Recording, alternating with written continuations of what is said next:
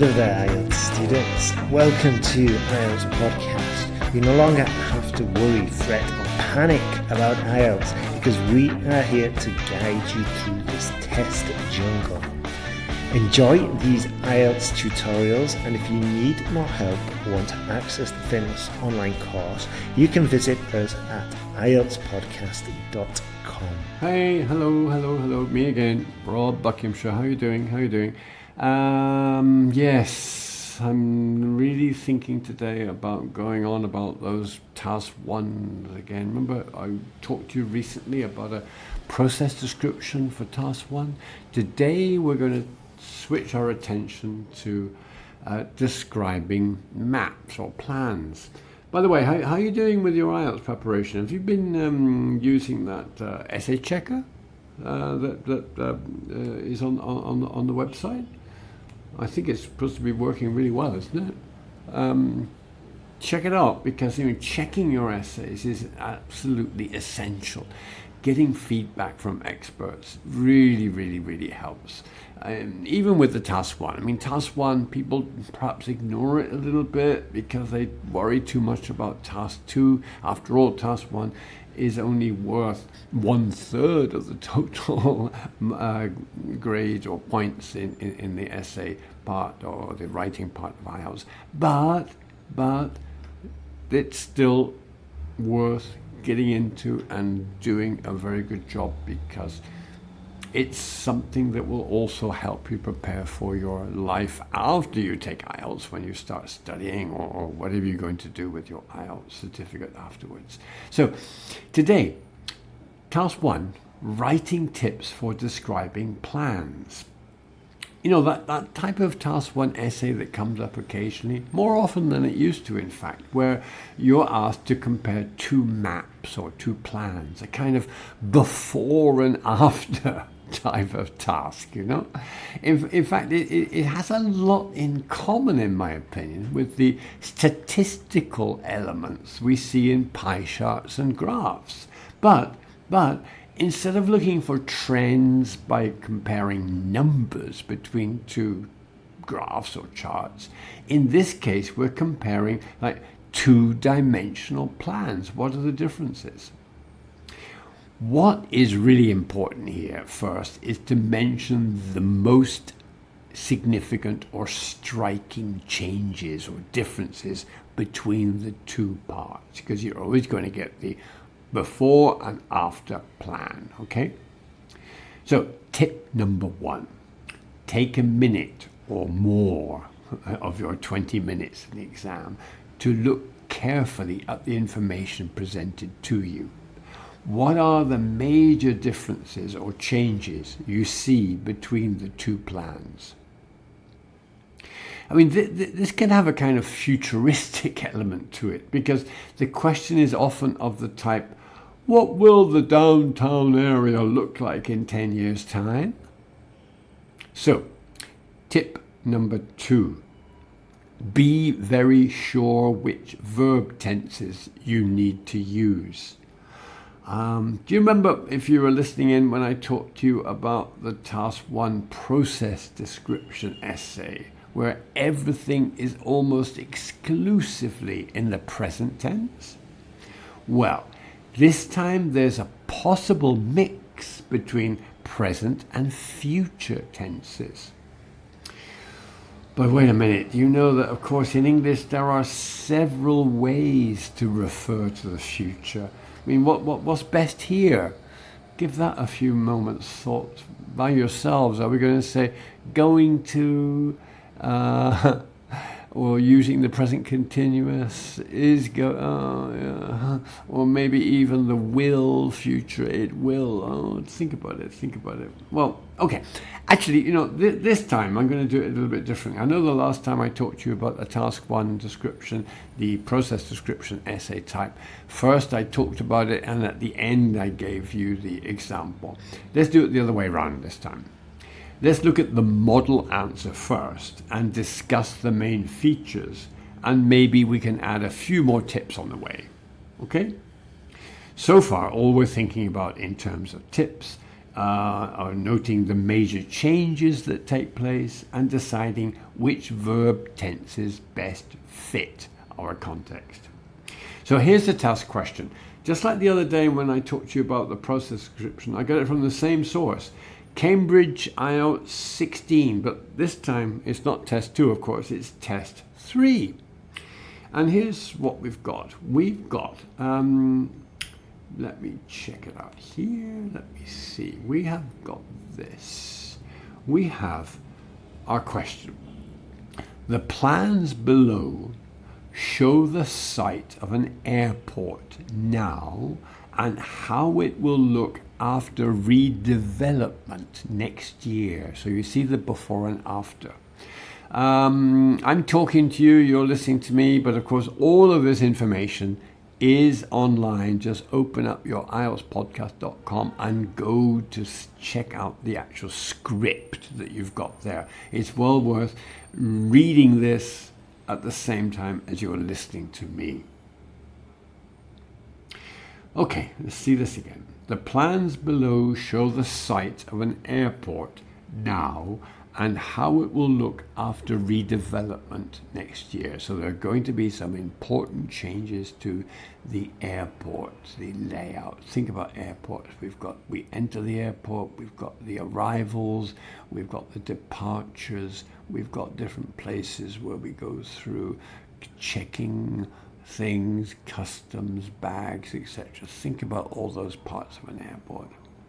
And then you get the very general thing. They always say the same thing. Summarize the information by selecting and reporting the main features and make comparisons where relevant. Same old stuff, no? Summarize, main features, compare. 3 things, really. So let's look at the plan. Look at the plan. I think it's called Southwest Airport or something. Let me check it out. It is. It's called Southwest Airport. On the left, I see now. On the right, I've got after development.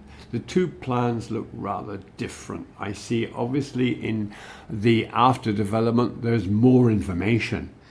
I've got some kind of explanation of what all these different parts mean. On the left, I've got areas marked security, passport control, departures, arrivals, passport control and customs. And I also have some symbols which describe the little diagrams there which talk about check-in, cafe, walkway, when you walk from one part of the airport to another, and the gates when you're waiting for your flight. On the right, the same kind of stuff, more information. I've got more numbers. There seem to be, on the left, just 8 gates. On the right, after the development, I've got 18, so they're expanding there, very, very obviously, aren't they? I can also see on the right, after development, we've got more stuff. We've got shops that don't appear on the left. We also have more information here. We've got check-in, of course, but we also have a bag drop. That's interesting.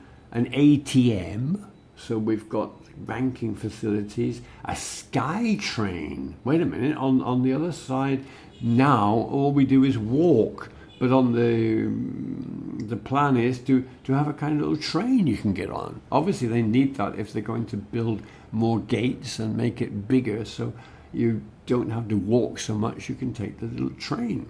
That's great fun. It also looks a bit bigger. There seem to be more ways to enter and to leave the airport. We also have a car hire on the right after development. So they are expanding. They're introducing new things, and so there I'm checking out my 2 plans and thinking, okay, what are the real main differences? How can I describe? No, I said, this is more or less the same as comparing numbers, except I'm not comparing numbers. I'm comparing, the number of items I see there. What are they adding? What are the differences? How can I compare these 2 things? Okay, let's look at my description. I've got 4 paragraphs. My first paragraph is this. I'm going to read the paragraph and then make my comments, okay? Paragraph 1.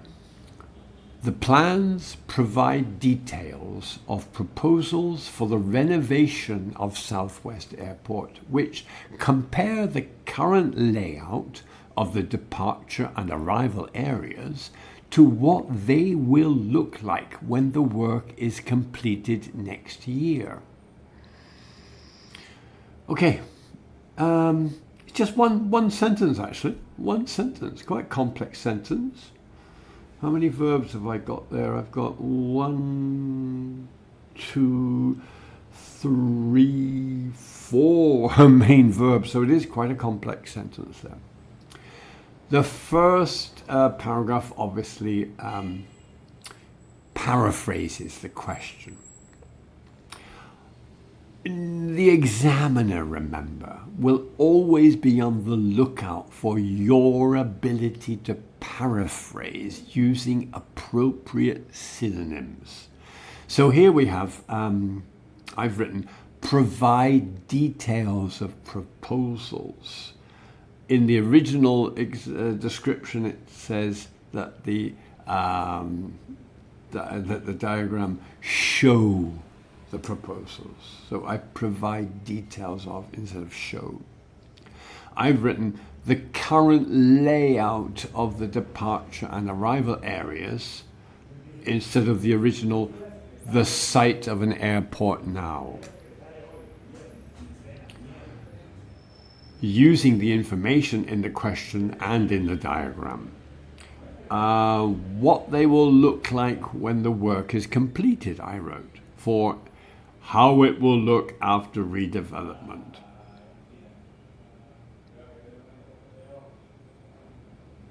Notice also how we can use the present tense when I'm using when the work is completed to refer to future events.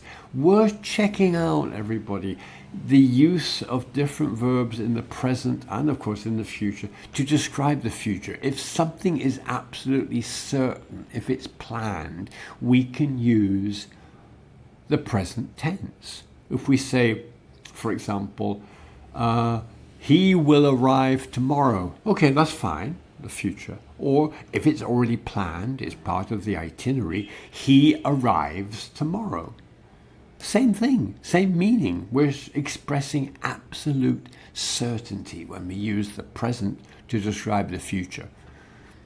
Today is Friday, tomorrow is Saturday. Simple as that.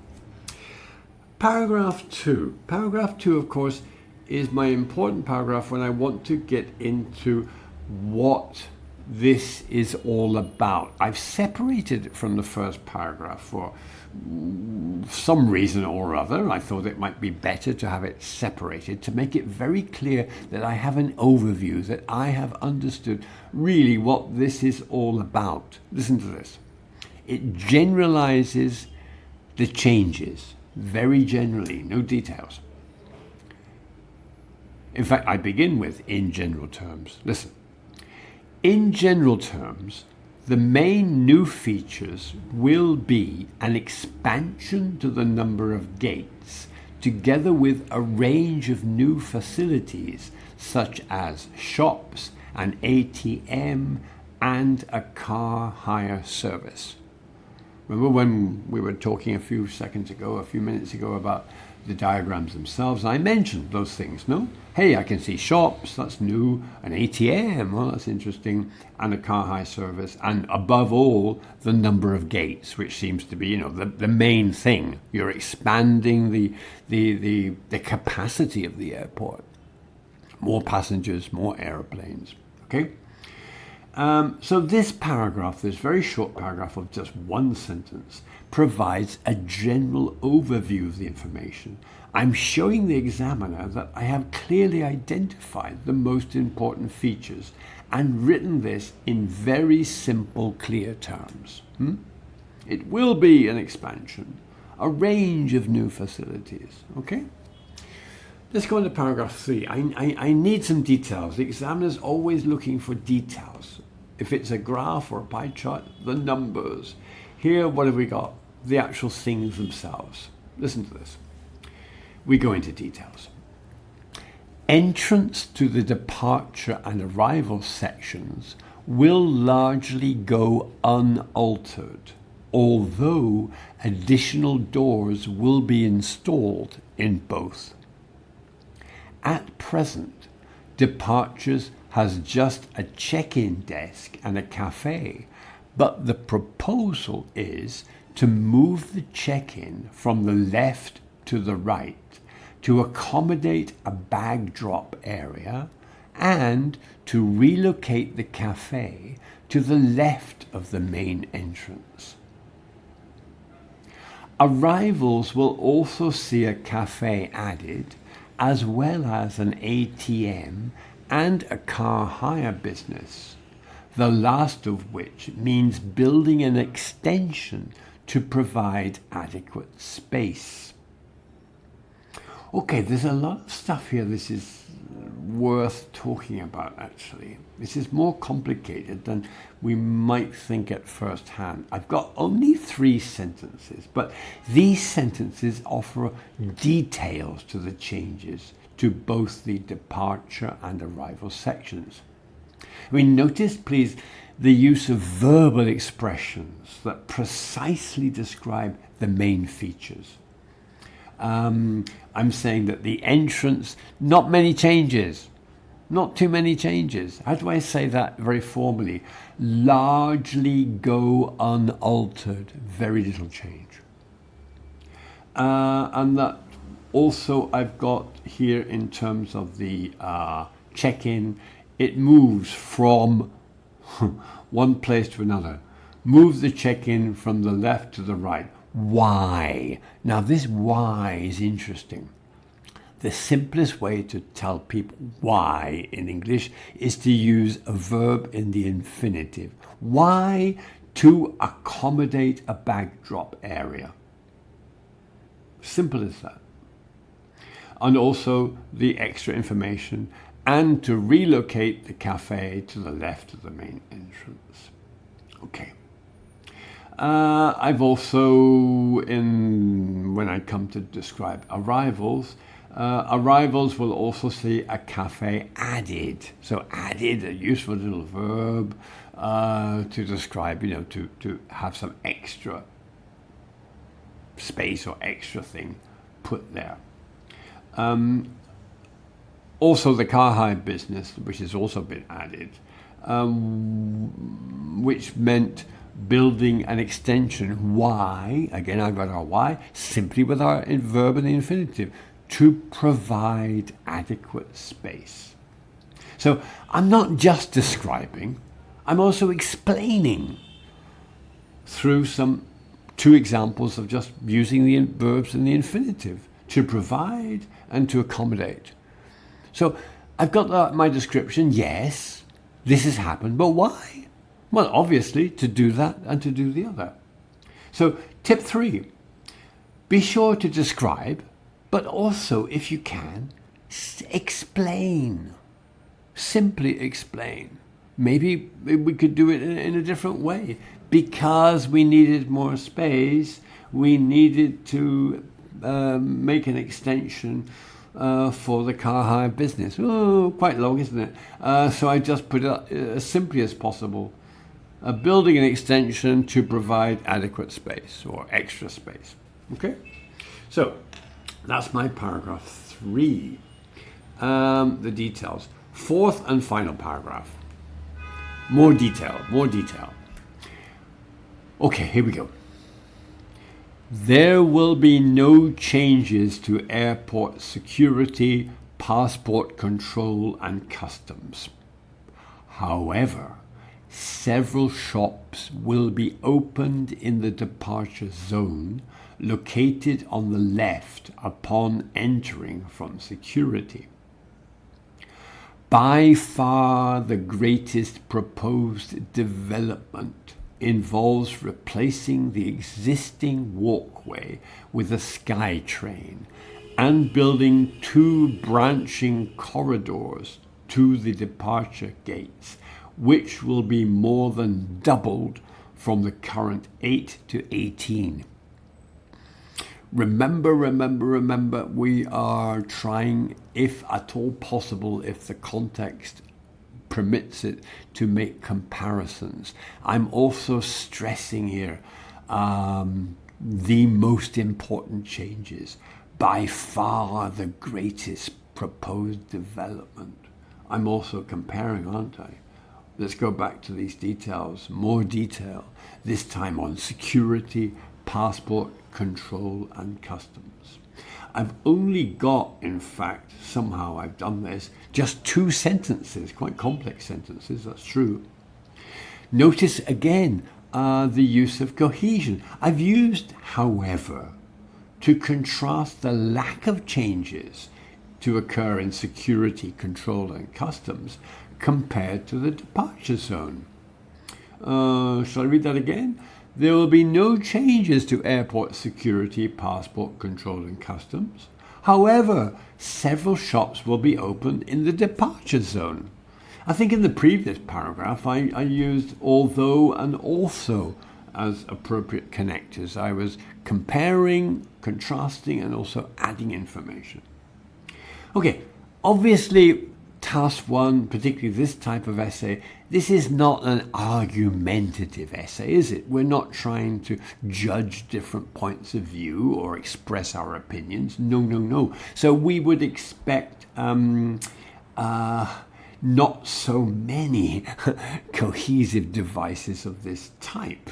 We would expect a lot more of them when we're trying to put forward a point of view. Here, not so many, but they do have a part to play. Do use them if you can. Not overuse them, just 1 or 2 here and there where appropriate is very, very convincing to the examiner that you know how to connect things and you know very clearly what the relationships between those things are. The second sentence in my final paragraph points out this, greatest development and includes reference to doubling. In fact, I put more than doubling capacity. Remember, playing with numbers, I've got from 8 to 18. So, multiply by 2, 8 times 2 is 16, plus 2, 18. More than doubling. I'm showing to the examiner that I can verbally describe numbers, not just will increase from 8 to 18. That's okay, nothing wrong with that, but doubling is a nice, to double something, to multiply it by 2 and add a bit more than doubling the capacity. So, tip number 4. Remember the overview. I put it in the second little paragraph, and I've got it back here again, haven't I? It's here again. It's here again in the end. I'm stressing the most important point. It's a great idea, seriously, to mention something important right at the end. It's a little reminder to the examiner that, this person has got it. They understood it. They got the key to this. They understood it extremely well. They wrote well. They've used good vocabulary, cohesive devices. It's a band 9. we hope. Okay, so that's all for today. So remember, get in touch with IELTSPodcast.com. Check out all what it has to offer you, particularly when you were thinking about essay checking as well as preparing materials for your test. Good luck to you all. Take good care wherever you are, and happy studying, okay? I'll speak to you again soon. Bye-bye.